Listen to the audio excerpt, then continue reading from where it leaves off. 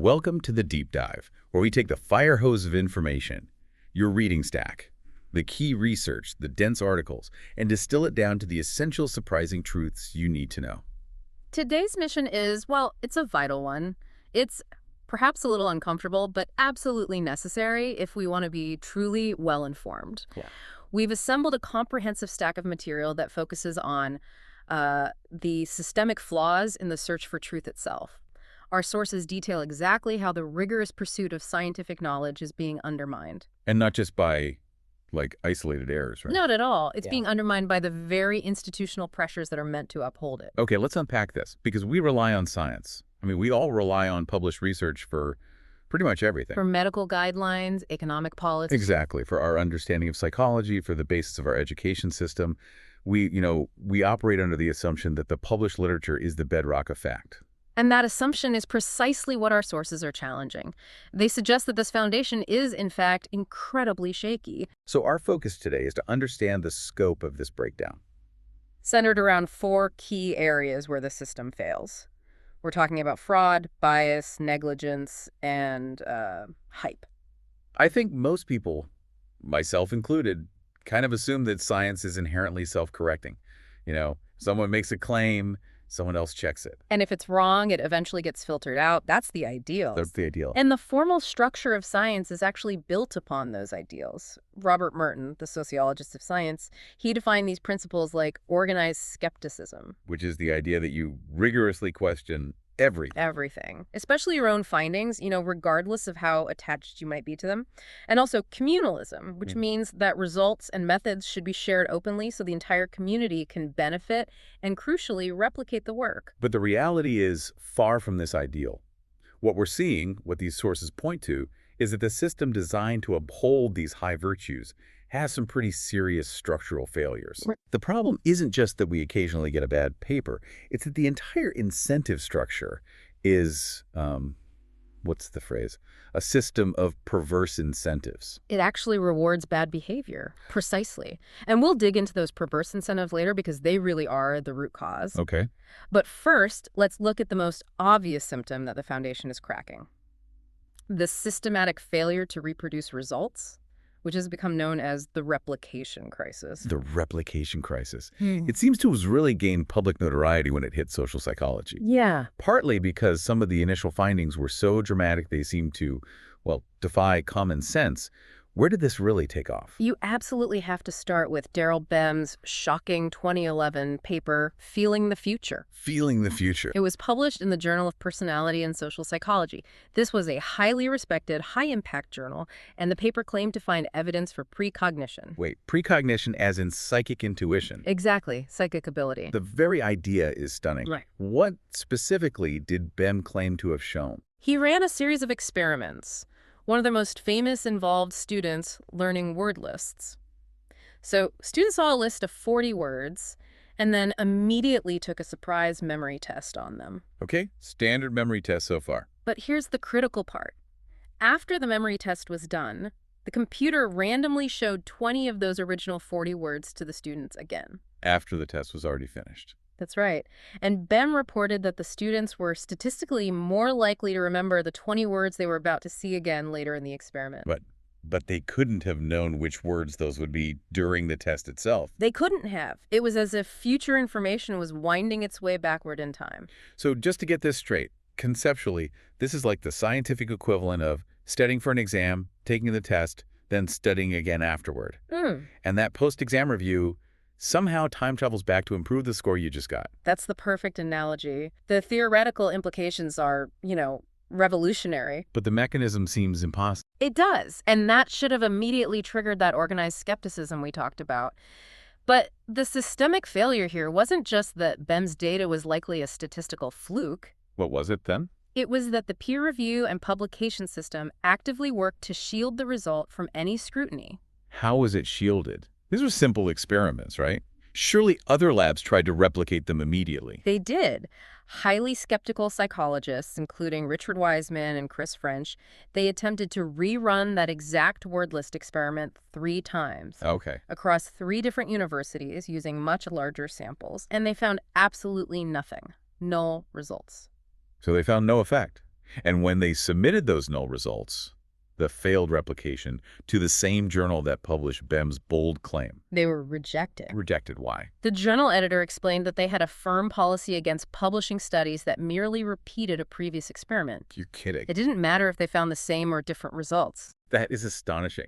So the journal that published one of the biggest claims of the century, a claim that overturns causality, was actively blocking the scientific mechanism designed to confirm or deny it. That is precisely the structural failure. Instead of science self-correcting through replication, the publication system acted as a barrier, protecting a bold, likely spurious claim from any kind of empirical verification. And what did Ben himself say? Well, when he was questioned about the lack of replicability, he admitted that he treated data as a point of persuasion, not necessarily worrying about whether the effect was durable in the hands of others. Wow. And the crisis expanded pretty rapidly once researchers started looking at other fields.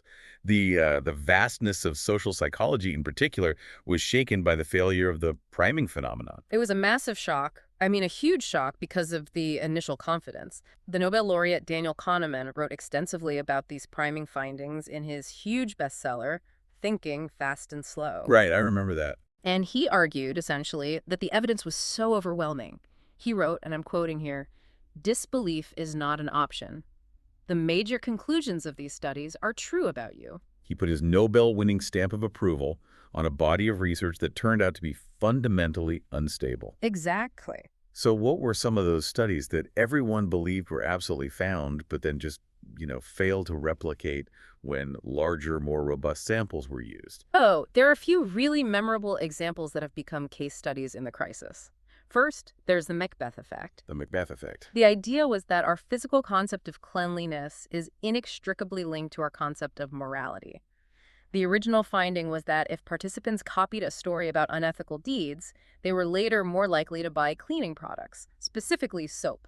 Moral cleansing, literally. Literally. But that initial finding failed to replicate. I also remember the money priming studies being particularly evocative because they suggested these tiny, subtle cues could fundamentally alter our pro-social behavior. Absolutely. Those studies claim that merely reminding people about money, say, by having a computer screensaver showing floating banknotes made participants more self-sufficient, less helpful, and less interested in others. And the specific detail everyone remembers is the seating arrangement, right? Yes, that was the truly wild result. Money-primed participants, when they were asked to arrange 2 chairs for themselves and a new acquaintance, physically set their chairs almost 30 centimeters further apart than the control group. So a physical manifestation of social isolation just triggered by a screensaver? Yes. Yet, when subjected to large-scale, well-powered replication efforts, those results also just dissolved. The effect proved to be either non-existent or statistically insignificant in bigger samples. And this issue isn't just restricted to the so-called soft sciences like psychology. It affects areas where the stakes involve massive financial investment and, human health. Yeah. Let's look at preclinical cancer research. This is one of the most chilling data points in our source material. Large, sophisticated pharmaceutical and biotech companies, Amgen and Bayer specifically, they conducted their own internal attempts to replicate published landmark preclinical cancer studies. And these were studies published in top scientific journals, right? Foundational research on cell lines or mice that would dictate whether or not to pursue a drug development path. Exactly. They were the building blocks. What was their success rate? Amgen attempted to replicate 53 such landmark studies. They succeeded in reproducing the results in only 11% of them. 11%, so just over 1 in 10. And Bayer reported similarly disappointing results, with replication success rates hovering around 20%. So basically, 4 out of 5 or even 9 out of 10 studies that are considered landmark and highly publishable are functionally useless as a guide for further research. That's what the data says. This lack of a firm underpinning in the earliest stage of research is a powerful, direct driver of the low success rate of new drugs. It makes sense. When you wonder why drug development is so expensive and so slow, consider that only about 3.4% of cancer drugs ever make it all the way from preclinical studies to human use. So if the foundation is based on work that can only be confirmed 11% of the time, the entire downstream process is compromised before it even begins. You got it. And this malaise isn't limited to medicine or psychology. You mentioned that even classic textbook findings are being overturned by better data. That's right, even in areas like evolutionary biology. Take the classic oft-cited example of the exaggerated domestication syndrome in Russian foxes. Right. The story goes that by selectively breeding for tameness, scientists accidentally introduced physical traits like floppy ears and shortened muzzles, the classic domestication package. A neat, compelling narrative about how behavior drives morphology. It's a perfect textbook example. Precisely. However, careful modern replication attempts have shown that most of the physical traits attributed to this syndrome were actually present in the fox populations before the selective breeding even began. So the narrative was oversimplified, and the effect was exaggerated. Exactly. And similarly, classic findings regarding sexual selection in birds, like whether red bands on male finches' legs make them wildly attractive to females, have been reevaluated and shown to be either inconclusive or non-existent when studied with more rigorous methods. We also have a frightening data point from neuroscience where a technical error contaminated a huge swath of the literature. Yes.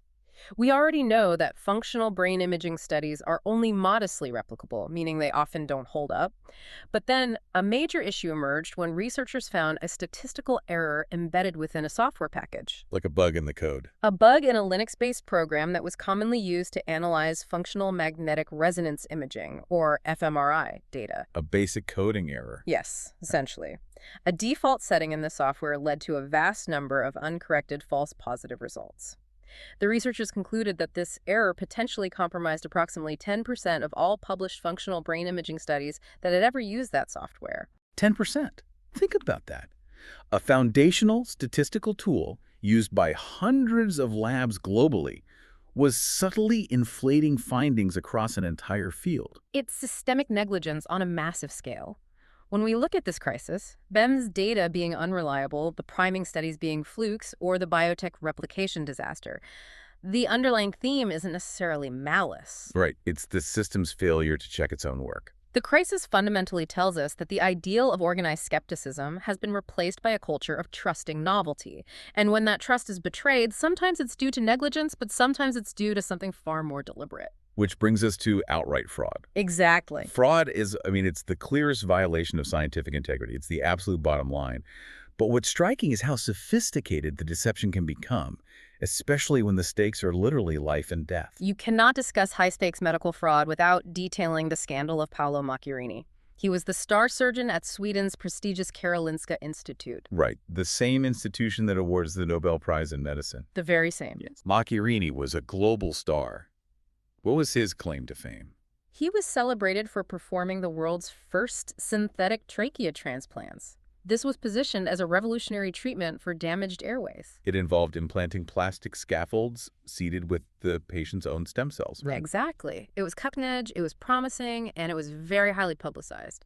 But the reality behind the published papers and the public acclaim was, well, a nightmare. It was devastating. Macchiarini published across 7 papers, and he consistently deceived the scientific community and the public. He falsely claimed patients' conditions had improved. Even when they hadn't. Sometimes even when the necessary post-operative medical examinations hadn't even occurred.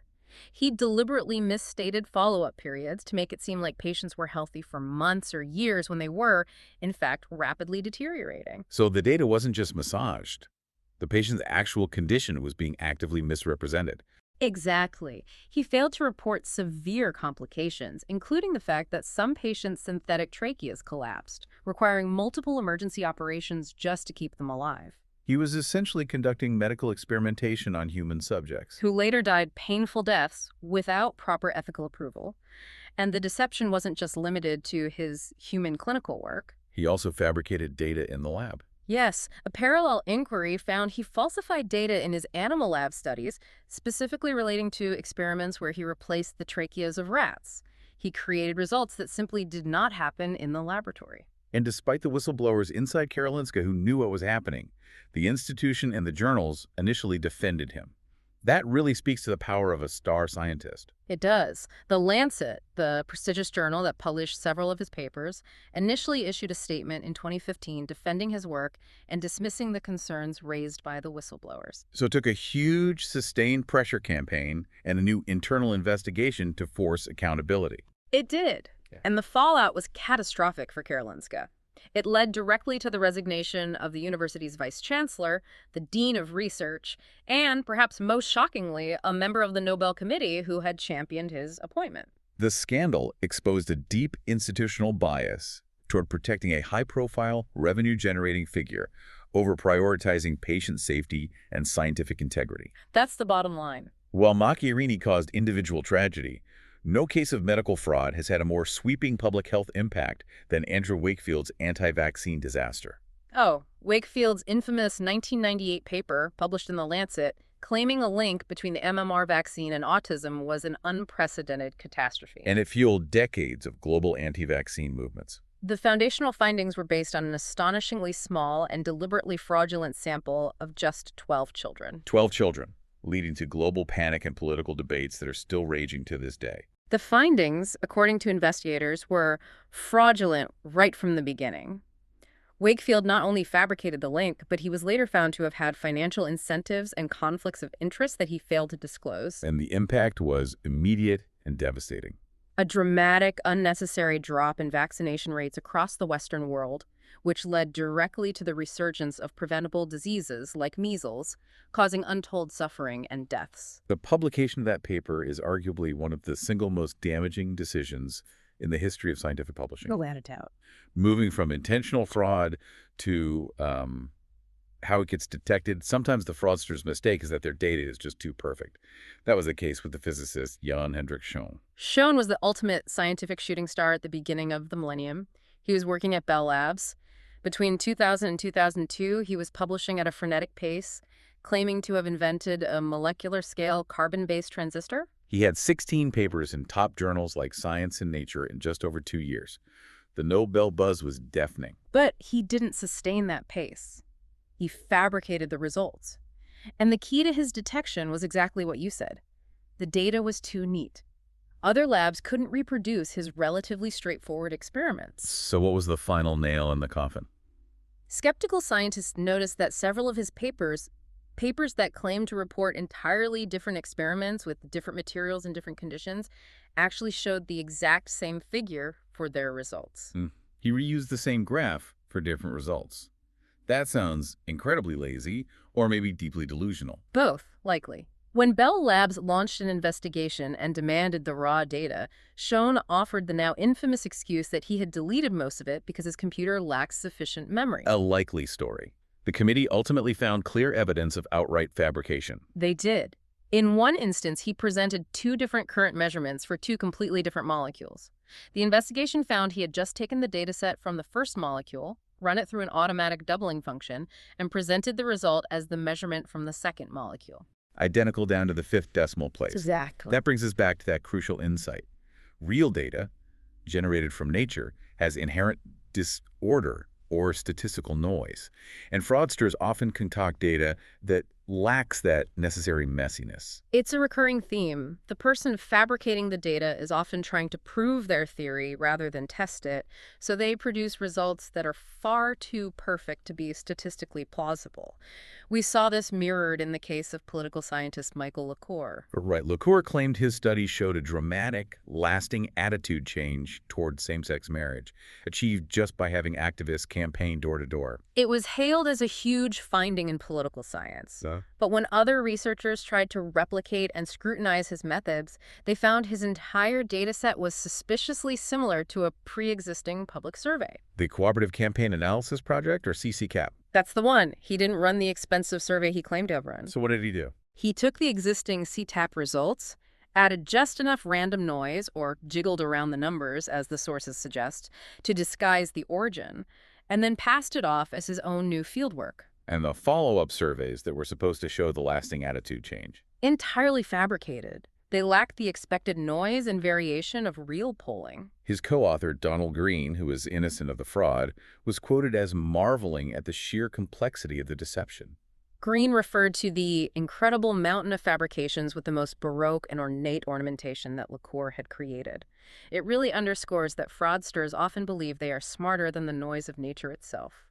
They assume neatness equals truth, and that illusion eventually cracks under scrutiny. It takes so much time, effort, and resources for the scientific community to track down and investigate these individual acts of fraud.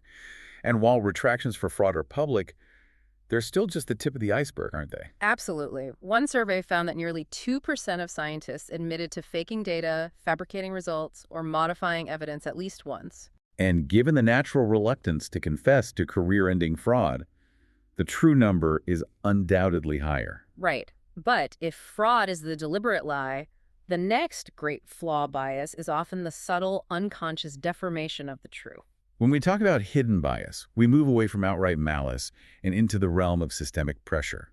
The single biggest driver of this is publication bias, which has the very evocative nickname, the file drawer problem. It's the perfect name because it describes exactly what happens to studies that find nothing. There is a systemic bias across almost every field of science toward publishing positive, statistically significant results. So a study that says treatment A works is novel, exciting, and likely to be published in a high-impact journal. Right. But if the study says treatment A does nothing, that result, even if it was meticulously conducted, is deemed uninteresting. A null result. And it often ends up unpublished, languishing in a lab filing cabinet, the file drawer. This creates a fundamentally distorted body of literature. If 10 labs study treatment A and 9 find nothing but hide the results, and one finds a fluke positive result and publishes it, then the literature misleadingly suggests treatment A is effective. Exactly. How do researchers visualize this problem? The difference between the studies we see and the studies we don't. The primary tool is called a funnel plot. It's a scatter plot that graphs studies based on their size and their measured effect size. In a field without bias, the plot should look like a neat, inverted funnel. How so? Smaller studies have a wider variance and scatter widely, while the large, reliable studies cluster tightly around the true, real effect. So what happens when publication bias distorts the picture? When publication bias is present, the plot has a huge chunk missing from the bottom left quadrant. This missing area represents the small studies that found no effect, the null results that were deemed unpublishable. And by excluding those small negative studies, any meta-analysis that summarizes the published literature is forced to conclude that the overall effect size is much stronger and more reliable than it actually is. Precisely. We saw this play out dramatically with romantic priming, the idea that seeing an attractive woman makes men spend more money. When researchers tried to plot 43 separate experiments, the funnel had a huge visible hole where the expected small, negative, or null results should have been. And if scientists are desperate to avoid that file drawer, they often resort to subtle, data-dependent manipulations that still pollute the scientific record.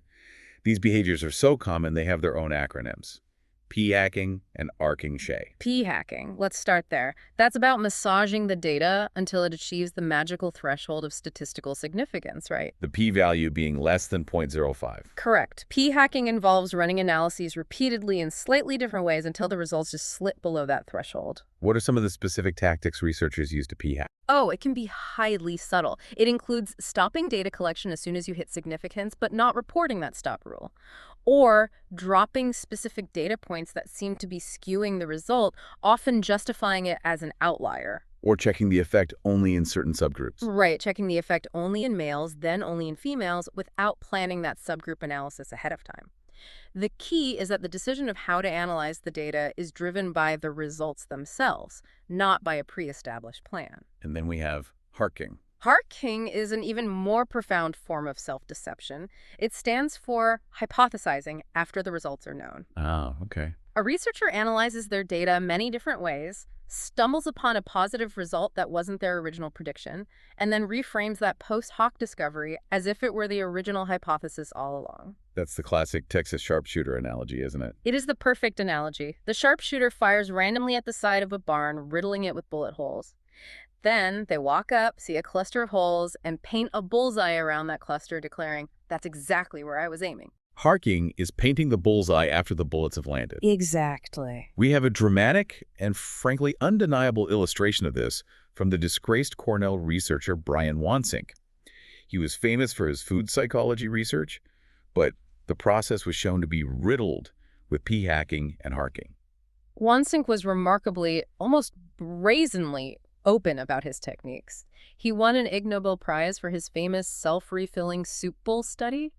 But when the scandal broke, journalists dug up his own blog posts where he described the process of salvaging data that had yielded a null result. He detailed how his original hypothesis had failed on a graduate student's data set from a New York pizza restaurant. Yes, and Wansing's instruction to the student revealed the core of arcing. He told the student, there's got to be something in the data set we can salvage. Right. He said, we can look at this by age, we can look at this by gender, we can look at it by height, weight, whether they had their glasses on.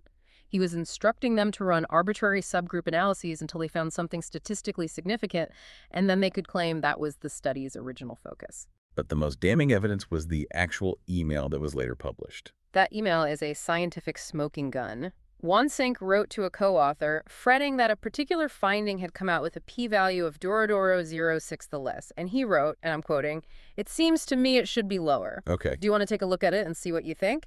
If you can get the data and it needs some tweaking fic, it would be good to get that one value below 0.05. TWEKING. He was explicitly asking for the data to be manipulated to cross the publication threshold. That quote just reveals the conscious pressure to publish, overriding scientific integrity. And Wansink's behavior wasn't unique, just uniquely documented.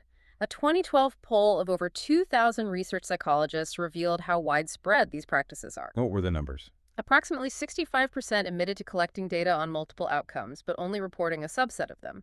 40% admitted to excluding data points after they had already peaked at the initial results, and 57% confessed to deciding to collect further data only after their initial analysis proved unsatisfactory. Those are all forms of p-hacking, driven by the publisher-perish culture.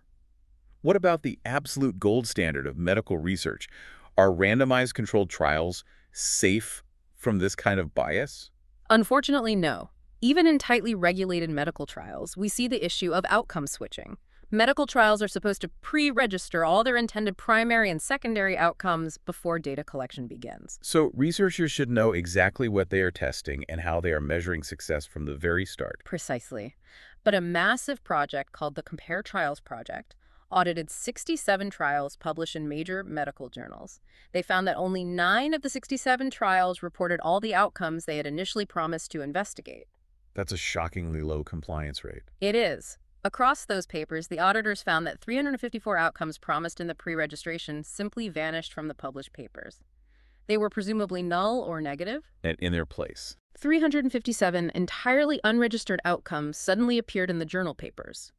Researchers dropped the negative results and highlighted new, positive, but unintended discoveries, arcing in action, resulting in a body of medical literature that is severely distorted regarding the effectiveness of treatments. Shifting away from statistical manipulation, we must also consider non-financial bias, where the author's personal or political convictions can subtly taint the research process. Confirmation bias is the key engine here.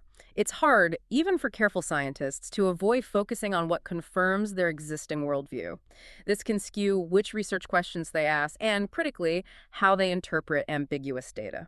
You brought up a fascinating example regarding the Glasgow effect. Yes. This was a public health paper examining why people in Glasgow, Scotland, die significantly younger than residents of similarly deprived cities across the UK and Europe, even when you account for traditional metrics like poverty. And the paper concluded the cause was a political attack, specifically the long-term effects of deindustrialization policies under the conservative government in the 1980s. Right. And what made the paper unique was the transparency regarding the author's ideological stake. What did he do? The author, in a truly rare degree of honesty, listed in the conflict of interest section that he was a member of the Scottish Socialist Party. Wow. This level of political transparency is highly unusual. It contrasts sharply with the typical focus on disclosing financial ties. It forces you, the reader, to acknowledge the ideological lens through which the data was analyzed. We also see non-financial bias in methodological choices, particularly in sexism and neuroscience. This is a pervasive, almost unconscious bias. For decades, researchers in preclinical science studying mice, rats, cell lines have had a strong tendency to study only male animals. And why is that? Because they operate under the belief that female hormonal cycles introduce too much variability, complicating the data and making it harder to get that neat, publishable result. But isn't that a massive oversight? It's skewing the applicability of the results. Absolutely. They ignore that male animals have massive variability in hormones like testosterone based on their dominance hierarchy or social environment, which introduces just as much behavioral complexity. So this oversight means that foundational biological and neurological research is based on a male-centric model. And the results are often not universally applicable, especially to human illnesses that are twice as prevalent in women, like major depressive disorder, anxiety, or PTSD. The male subject is treated as the default, potentially hindering decades of female health research. So we've documented the deliberate lies, the fraud, and the systematic career-driven manipulation of bias. Now we turn to the kind of failure that is perhaps most frustrating. Simple, avoidable mistakes. Negligence in this context covers everything from banal typos to poor methodological design that just renders a study unreliable. The most stunning example of a simple error having immense global impact comes from the field of economics. The infamous Reinhardt and Rogoff paper. That's the one. Growth in a time of debt. This became the intellectual centerpiece for global austerity measures following the 2008 financial crisis. It was hugely influential. The paper analyzed historical debt levels and claimed to provide powerful evidence that when a country's debt-to-GDP ratio exceeded a specific threshold, 90% economic growth suddenly plummeted. And this stylized fact was instantly seized upon by global policymakers, including the UK Chancellor and officials at the IMF, to justify cutting public spending. And the core finding, the central pillar of global austerity policy, was based on a simple technical error. A simple, mundane typo in a Microsoft Excel spreadsheet. A graduate student who was attempting to replicate the findings discovered the mistake. A typo in a spreadsheet. The spreadsheet used by Reinhardt and Rogoff had omitted data from several high-income countries, Australia, Austria, Belgium, Canada, and Denmark, from the calculation of average growth rates. Why were those countries omitted? Was it deliberate? The analysis showed it wasn't deliberate. It was a simple, baffling mistake in the cell selection when calculating the averages. When those high-debt, yet relatively high-growth countries were correctly included in the dataset, the core conclusion of the paper just dissolved completely. How dramatically did the conclusion change when the typo was corrected? The paper had claimed that the average economic growth above the 90% debt-to-GDP threshold was severely negative, at -0.1%. Right, a contraction. But after correcting the typo and including all the relevant data, the calculated average growth for countries above that 90% threshold flipped dramatically, becoming a robust plus 2.2%. That is an immense difference. It means the critical 90% threshold, which was used to justify massive, painful cuts to public services across the world, suddenly lost its supposed magical negative property. It went from being an economic danger zone to a zone of moderate growth. The policy impact was staggering. While complex economic policies never hinge on a single study, the fact that such a basic administrative error made it past peer review into the hands of global decision makers and profoundly shaped austerity policy for a decade is perhaps the ultimate symbol of the power of negligence in science. And beyond typos, we also have systemic methodological negligence, which is the power problem studies that are routinely too small to reliably detect the effects they are looking for. This is defined as low statistical power. The study's sample size or methodology is insufficient, and it's rampant across many fields. The analogy is perfect. Running a study with low statistical power is like setting out to look for distant, faint galaxies using nothing more than a cheap pair of binoculars. Even if the galaxy is definitely there, you have virtually no chance of seeing it or confirming it exists. Right. So if researchers are using binoculars instead of telescopes, how is it that we still see so many positive, exciting results being published? That is the crucial paradox, isn't it? It is, and it's why low statistical power actually inflates the scientific record. Underpowered studies, by definition, lack the sensitivity to detect the true, often modest, effect size. Therefore, the only way an underpowered study can ever achieve a positive, statistically significant result is if the effect they detect is spuriously large. A massive random sampling fluke. Yeah. So the publication process selects for the flukes. Exactly. Because small, boring, true effects are missed and small, spuriously large flukes get published, the literature is left with an exaggerated sense of the phenomenon's true size. This leads to an overall inflation of the effect size in the literature. You mentioned animal research is particularly susceptible to this. It is. Studies on mouse behavior, such as those involving maze navigation, typically require sample sizes of around 134 mice for appropriate statistical power. And what's the average? When studies were reviewed, the average study only used 22 mice. That's less than 1/6 of the required sample size. And this isn't isolated. Underpowered research is rife across neuroscience, preclinical medicine, and psychology.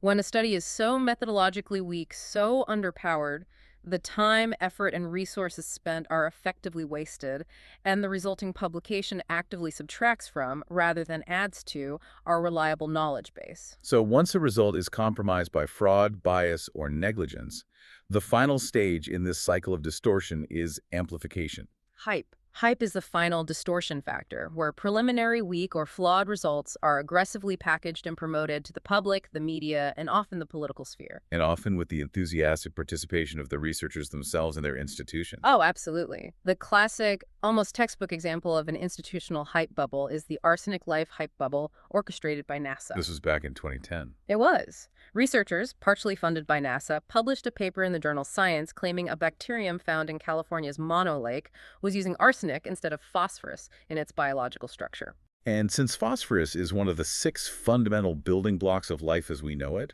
this was a breathtaking claim. It was. And NASA certainly understood the assignment when it came to generating excitement. They executed an aggressive, highly sophisticated press release campaign a few days before the findings were officially published. Yes, and it promised a finding that will impact the search for evidence of extraterrestrial life. A NASA administrator was quoted enthusing that the definition of life has just expanded. We have to consider life as we do not know it. It immediately triggered a media frenzy around the world. The reality, though, was far more complex and frankly kind of mundane. Subsequent independent analyses and replication attempts strongly suggested the original finding was merely due to contamination. The bacteria were likely just using trace amounts of phosphorus that were present in the arsenic-heavy environment they were fed. Not fundamentally re-engineering their core structure. The core claim just dissolved under scrutiny. It did. And the lead researcher's response to criticism was to try and shut down public discourse, despite participating in the massive public relations campaign. What was the response? When critics, notably microbiologist Rosemary Redfield, began publishing flaws on social media and science blogs, the lead researcher refused to engage. They told a journalist, "Any discourse will have to be peer-reviewed in the same manner as our paper." That's a stunning contradiction. Participating in a worldwide PR campaign outside of peer review, but then demanding all criticism be constrained within peer review. It perfectly illustrates the institutional imperative to project an ongoing sense of relevance to secure future funding and attention, even if it means aggressively promoting preliminary or shaky data. And this hype begins even before the press release.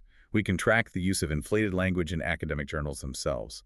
Scientists are actively spinning their own work just to get published. There was that major analysis of language used in academic abstracts between 1974 and 2014. What did it find? That analysis was revealing. It showed the use of positive, hyperbolic words like innovative, promising, and robust in scientific abstracts increased nearly 9-fold over that period.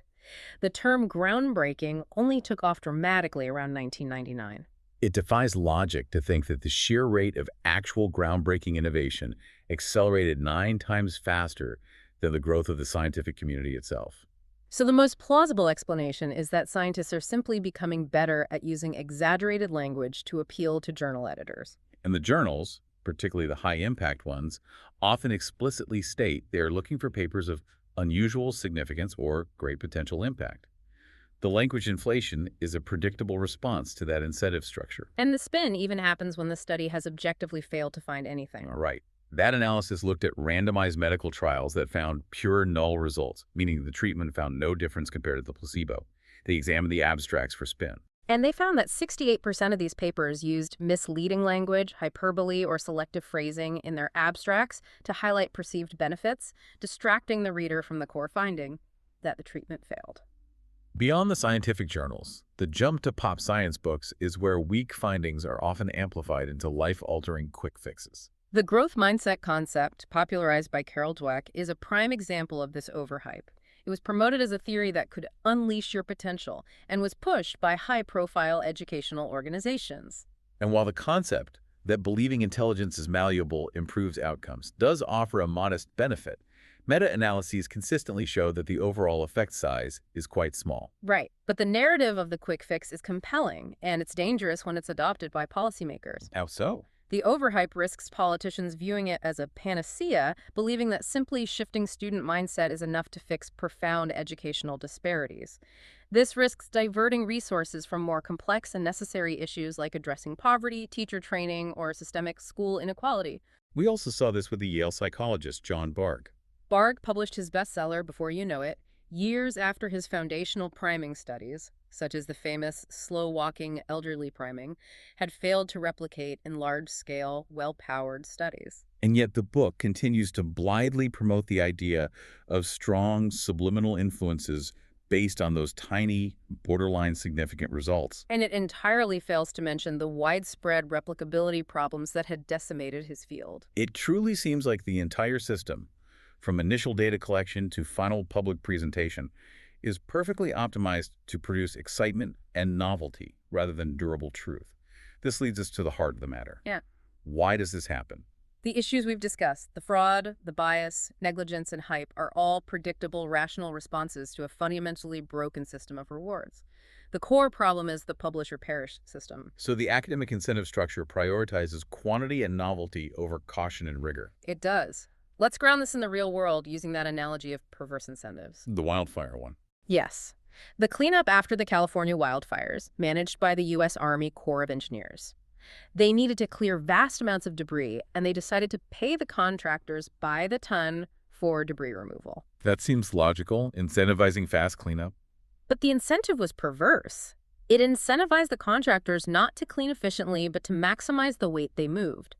This led them to actively over-excavate, digging huge new holes and filling their trucks with heavy wet mud, concrete, and fresh earth to maximize the payment. So the government then had to pay millions extra to fill the new holes created by the incentive structure. And the scientific system is structured similarly. It incentivizes the academic equivalent of filling the truck with heavy, wet mud. How does it do that? The system rewards a high publication count and a high citation count, the heavy truck, which leads to promotions, tenure, and grants. The accuracy, rigor, and durability of the science itself inevitably become an afterthought, or even a liability if rigor means finding a null result.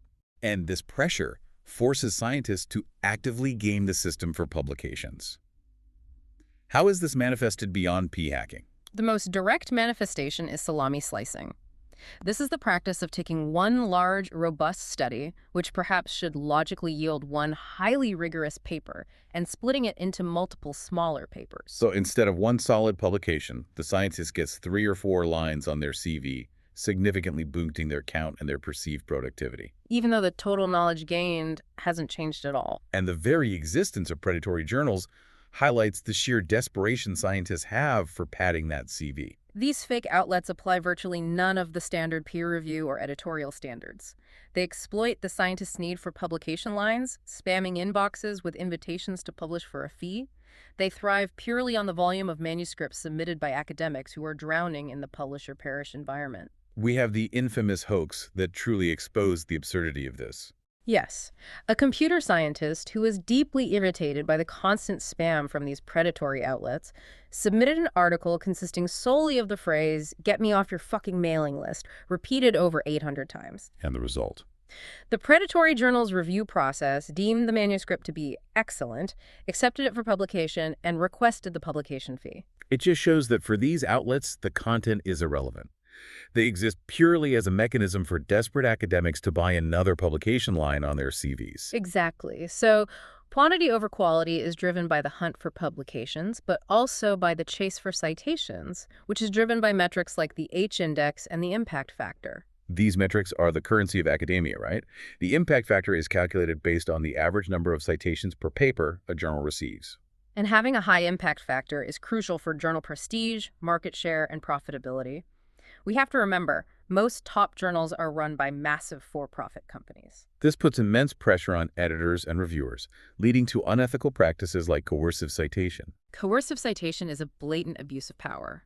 It occurs when a peer reviewer or an editor demands that the authors cite a list of previous papers from that same journal, or, worse, papers written by the reviewer themselves before the manuscript can be accepted. So the goal is purely to artificially inflate the journal's impact factor. It's effectively demanding payment in scientific currency. It is, and it's shockingly common. One survey found that around 20% of scientists reported having experienced this coercive behavior during the peer review process. It's a mechanism that forces high-quality new research to reference mediocre older research just to boost the gatekeepers' metrics. The pressure also leads researchers to reuse their own work in ways that stretch the definition of integrity. That is self-plagiarism, which is defined as reusing 10% or more of the text from a previous paper in a new one without attribution. An analysis of Australian academics found that 6 out of 10 authors examined were guilty of this practice. It's another manifestation of scientists cutting corners and inflating their CVs by creating an illusion of novel, separate work. Right. So if we synthesize this, the problem isn't inherent dishonesty in scientists. It's a structural breakdown. This widespread behavior, the salami slicing, the packing, the coercive citations, is a predictable, rational response to a reward structure that selects for novelty, speed, and quantity. And it turns scientific integrity into a distant, secondary goal. It creates a culture where getting published fast is more important than getting it right. And that culture, when you view it across the entire spectrum of research, guarantees a broken search for truth. We've established the catastrophic nature of the problem, the flaws, and the root cause. But the good news is that the scientific community itself is driving solutions. The first step toward fixing science is graphically acknowledging the full scope of the cycle of bias. Right, and the 2018 study on antidepressant trials provides the perfect, powerful visual for that. It does. Researchers tracked 105 antidepressant drug trials that had been approved by the FDA. When they looked at the raw pre-publication data held by the FDA, they found the ratio of positive, so effective to negative, ineffective results was almost perfectly balanced. 50-50. This is the scientific starting point. But the public and the medical community don't see the FDA's raw data. They see the published literature.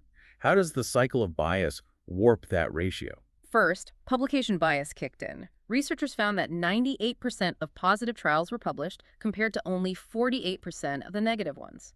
This immediately shifted the visible literature to a 2-to-1 ratio of positives over negatives. And then the papers that were published were subjected to outcome switching and spin. Exactly. Researchers dropped the null endpoints and spun ambiguous or negative findings into positive-sounding results. Which means that if you are a doctor or a researcher looking at the final published literature, the evidence looks overwhelming positive. Completely.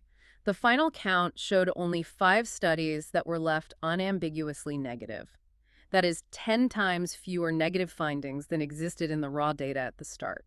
And to make matters worse, those 5 negative studies were cited far less often than the positive ones.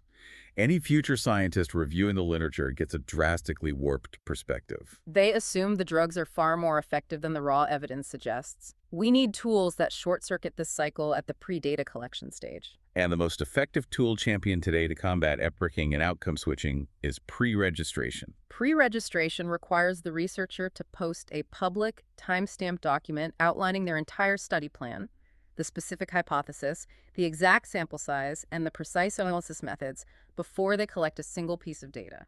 So it's often done on public repositories like the Open Science Framework. Right, and this locks the hypothesis in place. If a researcher claims they found X, but their pre-registration shows they were actually testing for Y, the reader is instantly aware that X is a post hoc exploratory finding. It keeps scientists honest. It does. And importantly, pre-registration doesn't ban exploratory analyses. Serendipitous findings are still allowed. You shouldn't miss the unexpected discovery, but they must be clearly labeled as such. And that label is critical because the reader instantly knows those post hoc findings are much more likely to be statistical flukes that won't replicate. But I have to ask, if this is such a powerful tool, why is compliance so low, especially in fields like clinical medicine where it's often legally mandated? Compliance is a huge issue because the underlying incentives haven't changed. An investigation found that over 55% of U.S. clinical trials had their results reported late, sometimes years late, to the government registry. They're effectively clinical scofflaws just flouting the law because the incentive to hide a null result remains stronger than the fear of regulatory punishment. So the solution isn't just creating the tool, it's enforcing the rigor. Enforcement is key. For example, the UK's National Institute for Health Research has adopted a system where they withhold 10% of a scientist's grant money until the final pre-registered report is published. Regardless of whether the result is positive or negative. Correct. Hitting the academic where it matters, their funding, is proving to be one of the most effective levers. To deal with the analytical flexibility inherent in complex datasets, the garden of forking paths that allows p-hacking, We have a more radical suggestion. Multiverse analysis. This is a way of embracing the ambiguity inherent in modern data analysis. When you're dealing with complex data like self-reported surveys or brain scans, there are often dozens, sometimes hundreds, of defensible choices a researcher can make regarding how to process and analyze the data. In each choice, dropping an outlier here, transforming a variable there, can push the p-value over the line. Exactly. So instead of choosing one analysis path and praying it's not a fluke, multiverse analysis says run all plausible, defensible analysis combinations. All of them. Researchers looking at screen time studies, for example, found one dataset had hundreds of millions of defensible analysis combinations. Hundreds of millions of combinations. That sounds like an astronomical amount of computing power. Is that even feasible for most labs? It's computationally intensive, but the goal is not to force every lab to run 100 million analyses. The goal is to see if the overall result is robust and stable. So if your key finding holds true across 90% of the plausible analyses, you can be far more confident in its robustness. But if it only holds true in 5% of plausible analyses, you have a major issue, regardless of the single p-value you chose to publish. It shifts the standard of truth from, did I find one significant result, to, is my result durable? And beyond methods, we need to push for open science and transparency to reduce the secrecy that perpetuates bad findings. The use of preprints is a major advance. These are working papers uploaded immediately to public repositories like ArXiv or bioRxiv before they've undergone formal peer review. So this separates the function of dissemination, getting the findings out quickly, from gatekeeping, the slow, rigorous peer review service. And the key benefit here is that null results that are typically filed away can now be immediately disseminated, solving part of the file drawer problem. It creates a public record instantly. And technology is helping us police the literature itself. Software like Zotero, which scientists use to manage their references and citations, is now being updated to flag retracted papers automatically. Which prevents scientists from accidentally citing zombie papers. Zombie papers. Yes, fraudulent or unreliable studies that continue to be used in the literature years after they've been officially discredited, purely because the retraction notice didn't reach the broader community. Technology can ensure those discredited studies finally die. But the toughest aspect of transparency, and one that is met with huge resistance, is mandatory data sharing. There is enormous cultural resistance here. Established scientists often fear being scooped by younger researchers who might spot flaws in their data or use it for their own papers. They sometimes disparagingly dismiss those who check their findings as research parasites. But that attitude is fundamentally anti-scientific, isn't it? It violates the principle of communalism. Allowing others, even those who might disprove your work, to check and scrutinize original findings is absolutely essential to scientific self-correction. Transparency must be championed, even if it makes established scientists uncomfortable. If the data cannot withstand scrutiny, it should not be published. Exactly. And finally, the change must be structural. We have to change the culture by shifting the incentive structure away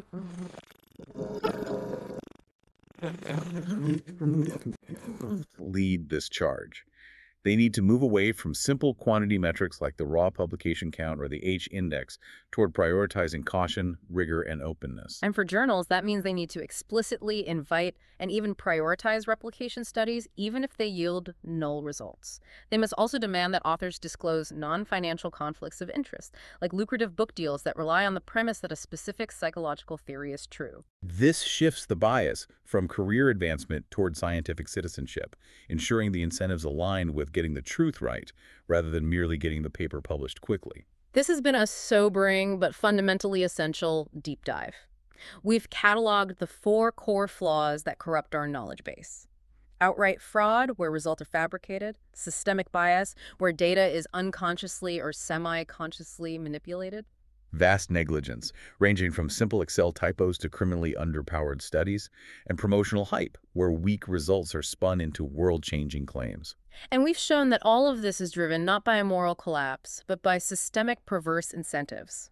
The entire culture is set up to reward speed, novelty, and quantity, the hallmarks of publication, over the essential virtues of caution, deep skepticism, and methodological rigor. But the key takeaway for you, the learner, is that you are not powerless when faced with a dramatic new scientific finding.